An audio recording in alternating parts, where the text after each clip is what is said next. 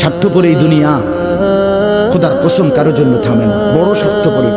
হ্যাঁ, যেদিন বাপের জানাজা পড়ে, যেদিন বাপের লাশ কবরে দাফন করে, সেদিনও বংশধর সন্তান ছেলে মেয়ে ঘন্টাখানিক 2-4 ঘন্টা কাইন্দা কাটটা হইল, রাতের বেলা ঠিকই ভাত খায়।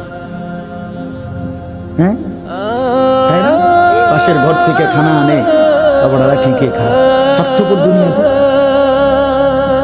থামে না রে ভাই, থামে না দুনিয়া। ওই জন্য আমাদের কারোর জন্য থামবে না।